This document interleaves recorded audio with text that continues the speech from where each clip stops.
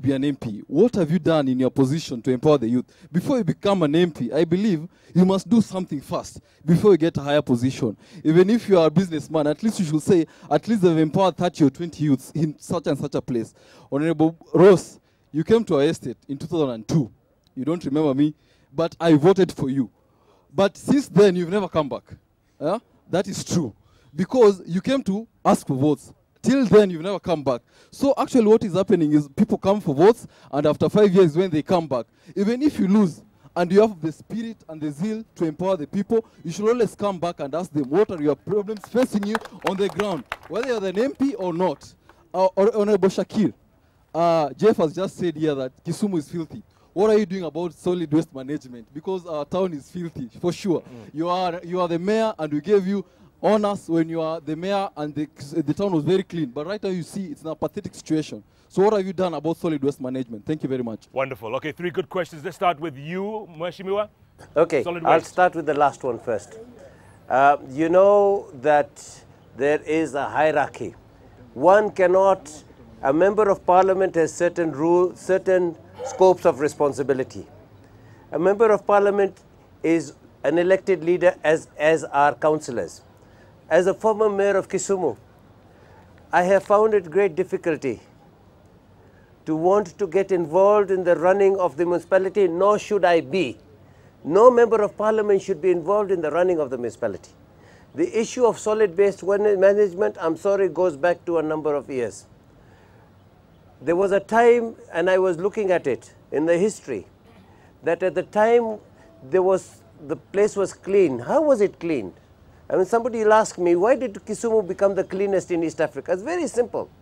We all instilled a discipline, even the Manenjas. So the thing is, unfortunately, the waste dump which is here is as a result of corruption. This was never meant to be a waste dump. The building next to it was Nakumat. And when Nakumat, and the councillor may be looking at, they can look at the records. When Nakumat came, after I had left, when it came, one of the promises it made was that it was going to light up that whole area, and it was going to help find another place for solid waste management. I'm afraid, yes, solid waste management is a challenge. It must be sorted out, and I know that the local authority has been looking at it. Some things take a little bit of time. What you don't see, for example, is there's a big compressor there. If that compressor wasn't there, the waste management, the waste would be nearly 20 feet high. That has been brought down. Now coming back to my friend Thomas, I have interacted with Thomas for 4 years. Yes, we are the border capital of Africa, or maybe the world. We started with UNDP. We've taken it to this stage. Then came the motorcycles. I know I played an integral part in bringing motorcycles. Myself, not myself, us. Now, the one thing you must establish is border is going to stay in this country and in this town. Many have even told me that where you brought this border, they are harassing us. But these border are the ones that they take home 300 to 400 shillings. So that is an industry that must develop and move along. And I don't want to say this, but Thomas, I think come and see the next move we have.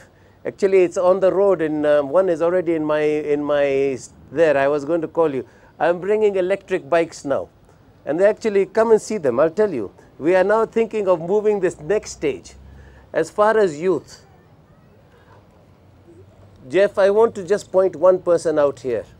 Dennis, I want you to say, Mama, please stand up. He is a youth. This group of 20 youth did not give up. They are this is now a group known in this country as the Yawa dancers. That is a group. I was with them for how many years now? We've started with you from the beginning, and now they came number 2 in Sakata. Now they are going all over this, even Dar es Salaam. So what we are saying, there are groups like, please sit down, there are groups like this even here, I know. Some of them, much requires us to move ourselves. Madam said something about Navasha, I must not forget that. Hizi greenhouses of Navasha, yote ni watajiri, Mwenye kufanya kazi hapo, they are slaves. They are paid 50 shillings, 100 shillings to. We will never allow them in here. We shall never allow them here. The other day, we heard that somebody wanted to come and make a big project to Namthoi. We said no chance. We are not going to have another Yala swamp situation in Namthoi. Namthoi is the tradition of it's the traditional home and the farming places of Kolwa. What we want is homespun solutions to our problems. Okay, Shabir, let's move on. Rosa, you went to his estate 10 years ago, never went back. No. That's what he said. The last election was not 10 years ago, Jeff. He said 2002. No, 7. Okay, but Nation, I want to thank you for having voted for me. And I just want to say that good politics demands that when you have a bruising campaign or contest like the one that Kisumu Town West witnessed in 2007, if you are a loser, you hold back and retreat, and let the person who has won have the time and the opportunity to do his job. Yes. You all know exactly what happened and how the election went. And you know there was a lot of pain and tears. I would have been highly irresponsible if I was happier and happier with the MP who took the trophy. You must give him time to do his job. So what I did is, instead of coming to small groups within the estates, I've concentrated on empowering the youth and empowering the women. Yes. And I've done a lot of that. And putting a lot of my effort in the education sector, still within this constituency, to give the MP an opportunity to do his term. And I think that is responsible politics. Aslam Khan, what have you done for the youth? Yeah, thank you very much. Apart from the youth, he must know that I'm a leader of my own caliber, and most of the people know here. I'm a person who participates in a lot of development issues, development-oriented issues, and especially I'm a man and the voice of the people. Whenever there's an issue in Kisumu, people must say, where is Aslam? This issue must be tackled. Let me put it to him. One, what I have done for Kisumu is, at initial stages when Kiwasco was being started, I was one of the first few people who said, before the Water Act of 2000 came into act, we sat and decided and said, since we have the Kajulu Waterworks running water through gravity to Kisumu, why don't we tap water from the lake? So initially it started storing. I'm sorry. So from there... As the mayor, we did that in the year 2000. You disagree? No, I'm talking about the Water Act. I'm talking about the Water Act 2000. So let us talk facts. Yeah, that's what I'm saying. The issue of the matter, Aslam is a brother. The issue of the matter is, and he's got the right part of the stake, the waterworks at Filter only did 1,800 cubic meters of water. We pleaded that it could improve by 10 to 18,000 cubic meters. The councillors here to bear me witness. The only thing was, at that time we were on the wrong end of politics, and at the one time I had pleaded with Moi to let us bring water from Sondu Murio, because as the crow flies, it's less than 50 kilometers, and we were told no. So the situation is, with due respect, if that's what you're saying you did, then I'm very happy you did, but the records will show that this is something that was being done by the City Hall for a long time. Let me put the record straight. Let me put the record straight. In 1994, when we sat as stakeholders at Sunset Hotel, let him bear me witness, and even if he refuses, I wish the late Councillor Khurshid Rana was here today. And that time, Councillor Ondiek from Kaloleni was also there, and we met and we discussed as leaders. I was representing the Kisumu business community, and we said that we need a way forward whereby water can be improved. So that is when Kiwasco came into being later. But at that stages we had said, and I can prove that one to you through a letter that I was invited to that meeting. Okay. I have it. That is one. Number two, I'm still continuing. People know that I have been involved in education within Kisumu.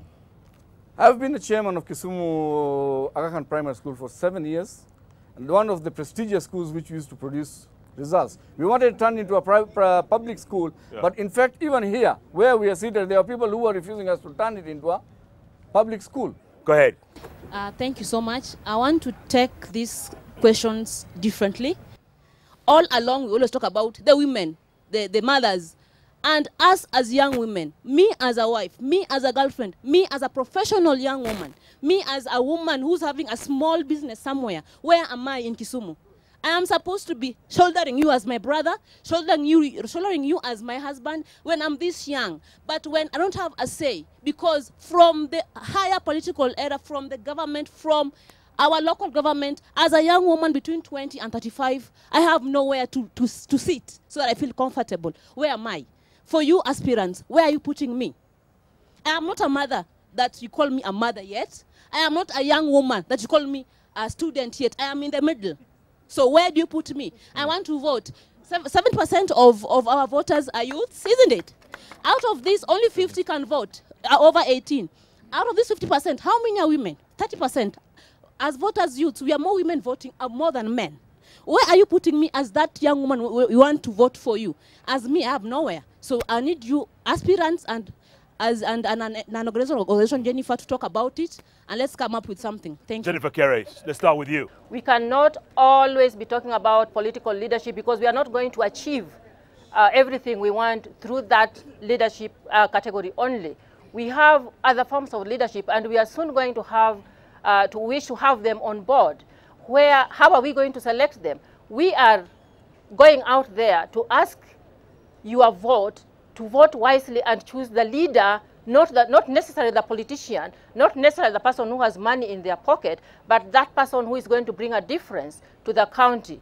When we are talking about young women, I think she's referring to young women. They are nowhere in our leadership, particularly the political leadership. They are nowhere. I think even the older women are not in political leadership in Nyanza or in Kisumu County. Can we give them an opportunity not to elect them as women representatives, but to elect them as professionals, as people who are going to go out there and to work within the devolved government? Their positions, there are many, many positions. And we want nepotism to be put aside, because very soon we are going to have people bringing in their brothers and sisters to hold these positions. But we want the people, the masses, to be vigilant and to speak out what is right and what is wrong. Because if we keep quiet and don't talk about these things, our people who are up there will continue going up there